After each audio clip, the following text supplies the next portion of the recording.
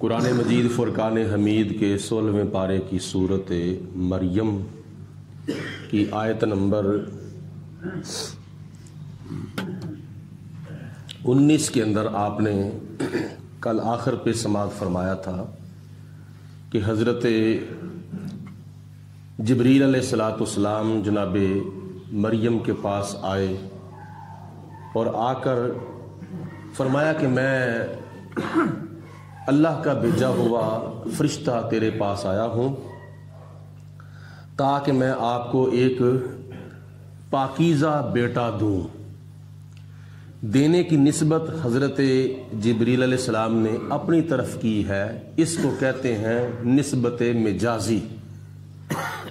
اگر بیٹا دینے کی نسبت اللہ کی طرف کی جائے تو اس کو کہتے ہیں نسبت حقیقی۔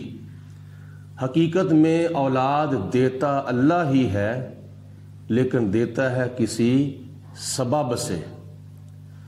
تو جناب جبریل علیہ السلام کا یہ آ کر کہنا یہ نسبت مجازی ہے۔ آگے سے حضرت مریم نے ارشاد فرمایا، قالت انا یکون لی غلام، اے جبریل میرے پاس بیٹا کیسے پیدا ہوگا؟ ولم یمسسنی بشر، مجھے تو ابھی تک کسی بشر نے چھوا تک نہیں ہے، یعنی میرا تو نکاح نہیں ہوا، تو بغیر نکاح کے میرے گھر میں بیٹا کیسے پیدا ہوگا؟ ولم اکو بغیہ، اور نہ ہی میں بدکار ہوں، نہ ہی میں غلط کار ہوں، میں ہے بھی بالکل پاک صاف ہوں، پاک دامن ہوں، نکاح بھی نہیں ہوا، تو میرے ہاں بیٹا کیسے پیدا ہوگا؟ قال کذالک، جبریل علیہ السلام نے کہا ایسے ہی پیدا ہوگا۔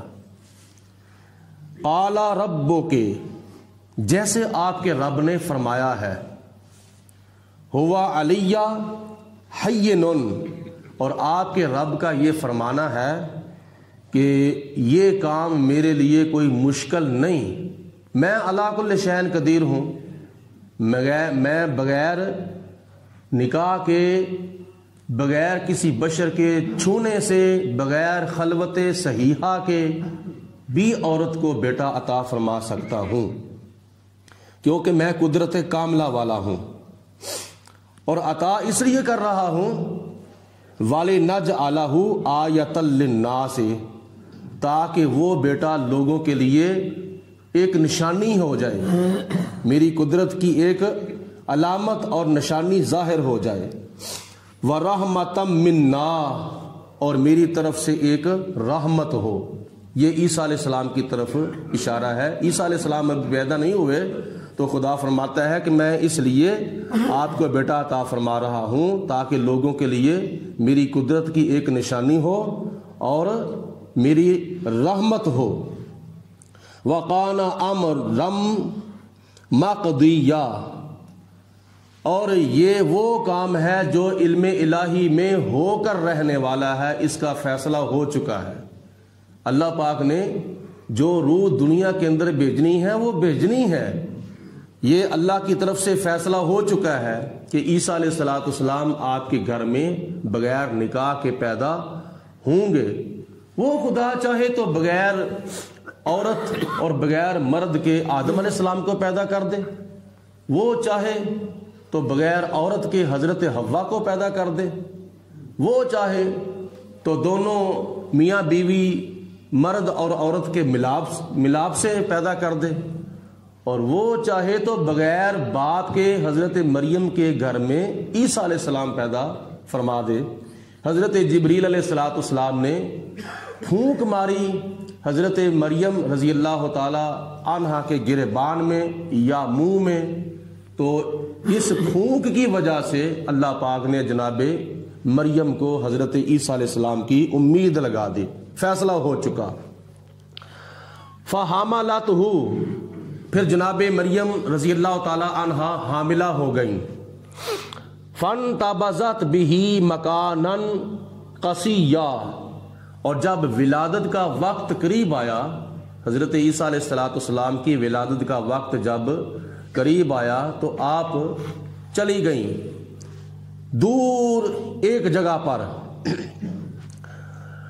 فَأَجَاءَهَا الْمَخَاضُ، وہ جو بچہ پیدا ہونے کے وقت درد ہوتا ہے جس کو درد ذے کہتے ہیں، اس درد کی وجہ سے حضرت مریم رضی اللہ اور چل پڑی اس درد کی وجہ سے علاج جذع نخلات، ایک کھجور کے درخت کے تنے کی طرف، ایک کھجور کے درخت کے نیچے جا کر بیٹھ گئیں.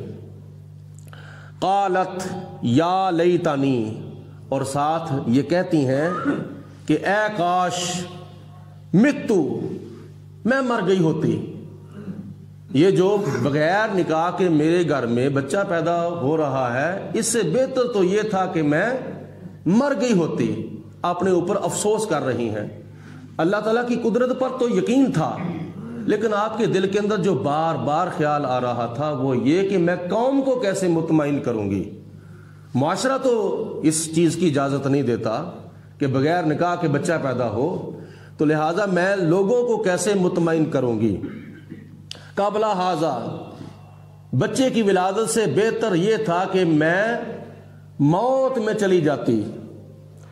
وَكُنْتُ نَسْيًا مَنْسِيًّا، اور میں بولی بصری ہو جاتی. کاش میں ہوتی نہ تو مجھے لوگوں کے سامنے کیا میں شرمندگی تو نہ اٹھانا پڑتی. فَنَادَاهَا مِن تَحْتِهَا، اللہ تعالیٰ کی ذات بابرکات نے فرمایا پھر جب عیسیٰ علیہ السلام پیدا ہو گئے تو نیچے سے آواز آئی. کچھ مفسرین نے لکھا ہے کہ یہ آواز حضرت جبریل علیہ السلام نے دی. یہ آواز جناب جبریل علیہ السلام نے دی. اور کچھ مفسرین نے لکھا ہے کہ خود عیسیٰ علیہ السلام نیچے تھے تو عیسیٰ علیہ السلام نے آواز دی، پکارا. فناداہا من تحتہا، نیچے سے پکارا. اللہ تحزنی، اے مریم تم گھبراؤ نہ، پریشان نہ ہو، وہ تمہیں کسی قسم کی ٹینشن لینے کی ضرورت نہیں ہے. قد جعل ربک تحتک سریا، بے شک اللہ پاک نے تیرے نیچے پانی کی نہر جاری فرما دی ہے. کیونکہ جب بچہ پیدا ہوتا ہے تو اس وقت ماں کو کھانے کی ضرورت ہوتی ہے، پینے کی ضرورت ہوتی ہے. اللہ پاک نے اس وقت وہاں کھجور کے درخت کے نیچے کھانے کے لیے بھی عطا فرما دیا، پینے کے لیے بھی عطا فرما دیا. پینے کے لیے کیا دیا تھا؟ حضرت مریم رضی اللہ تعالی عنہا کے پاس نہر جاری ہو گئی. وہ جو خشک نہر تھی اللہ پاک کی ذات بابرکات نے پانی سے بھر دی، چلنے لگ گئی. وَهُزِّي إِلَيْكَ بِجِذْعِ النَّخْلَةِ، اے مریم یہ جس درخت کے نیچے آپ بیٹھی ہیں یہ کھجور کا درخت ہے، یہ خشک ہو چکا ہے، یہ سوکھ چکا ہے، لہٰذا آپ اس کا تنا پکڑیں اور اپنی طرف کھینچیں، ہلائیں اس کو. جب حضرت مریم نے اس کھجور کے درخت کا تنا اپنی طرف کھینچا تو اللہ پاک کی ذات بابرکات نے کیا فرمایا؟ تو ساقط علیک رطبا جنیا، تو آپ کے درخت کو پکڑ کر ہلانے کی وجہ سے خدا کی ذات بابرکات نے ایک سیکنڈ کے اندر، ایک گھڑی کے اندر اس خشک درخت کو سرسبز و شاداب بھی کر دیا، کھجوریں بھی لگا دیں، پک بھی گئیں اور نیچے جناب مریم کی گود میں گر بھی گئیں.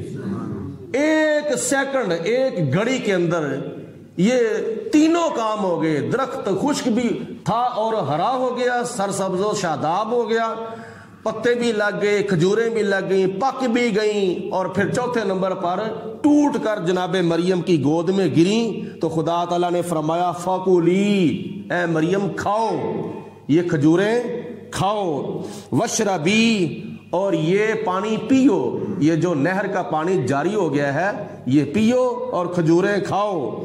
وَقَرِّي عَيْنًا، اور اپنی آنکھوں کو ٹھنڈا بھی کریں، یعنی اپنے بیٹے کو دیکھیں اور بیٹے کو دیکھ کر اپنی آنکھوں کو ٹھنڈا کریں۔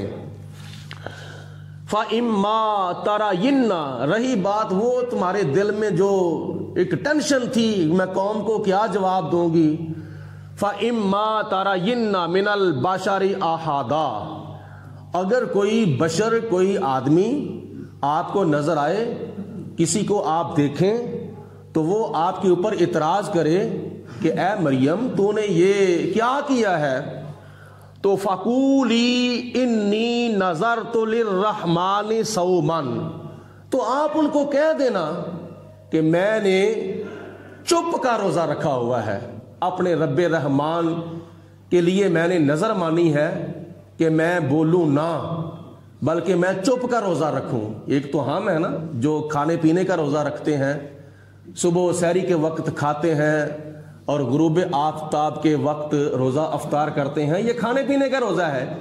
تو ایک بولنے کا روزہ ہوتا ہے، بولنے کا روزہ یہ ہے کہ بندہ چپ رہے کتنے وقت تک، جتنے وقت تک اس نے نیت کی ہے۔ چپ کا روزہ جو کہ پہلی شریعتوں میں جائز تھا، شریعت محمدیہ کے اندر چپ کا روزہ جائز نہیں ہے، کھانے پینے کا روزہ ہے، کھاؤ سحری کے وقت روزہ رکھو اور غروب آفتاب کے وقت کھاؤ اور روزہ افطار کرو۔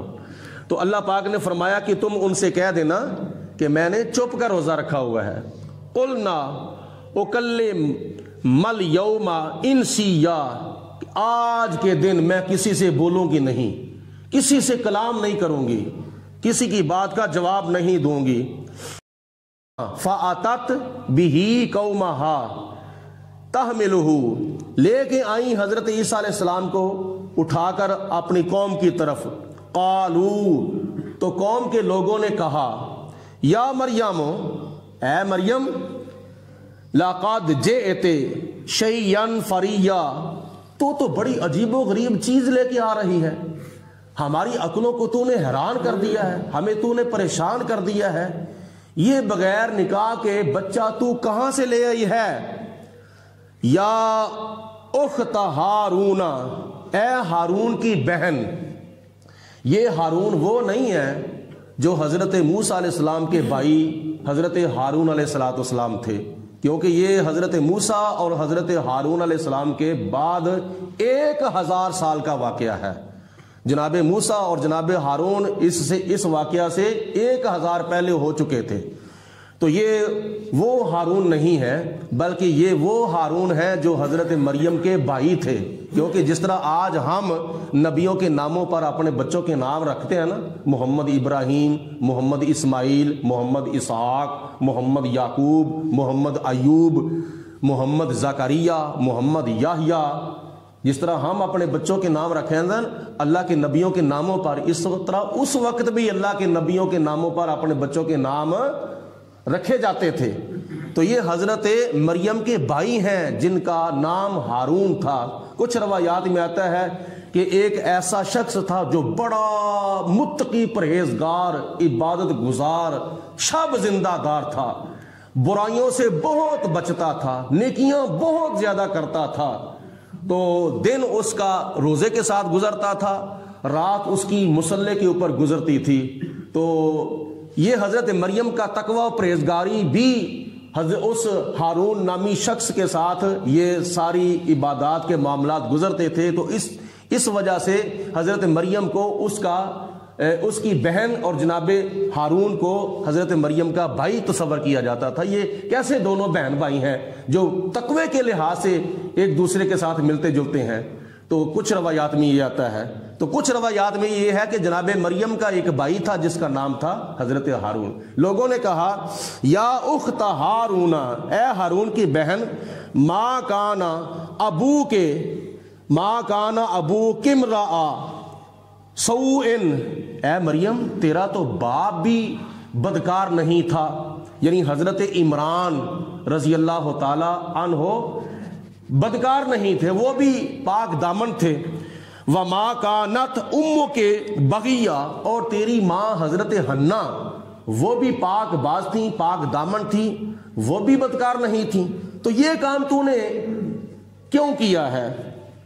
فاشارت الی، تو جناب مریم نے آگے سے کیا، اے میری طرف دیکھو، یعنی آپ نے اپنے انگلی کو پکڑ کر اپنے منہ کے اوپر رکھا، یعنی میں نے نہیں بولنا، یعنی بچے کی طرف اشارہ کیا. فاشارت الی، بچے سے پوچھو. تو جب بچے کی طرف اشارہ کیا، قالوا کیف نکلم من کان فی المہد صبیا، تو لوگوں نے کہا کہ ہم اس بچے سے کلام کیسے کریں، یہ ہماری بات کا کیسے جواب دے گا، یہ تو ابھی پیدا ہوا ہے، 2 دن کا بچہ ہے یا 3 دن کا بچہ ہے، تو یہ کیسے ہماری بات کا جواب دے گا، یہ تو ابھی گہوارے میں ہے، یہ تو ابھی پنگوڑے میں ہے، یہ تو ابھی گود کا بچہ ہے، یہ تو ابھی دودھ پی رہا ہے.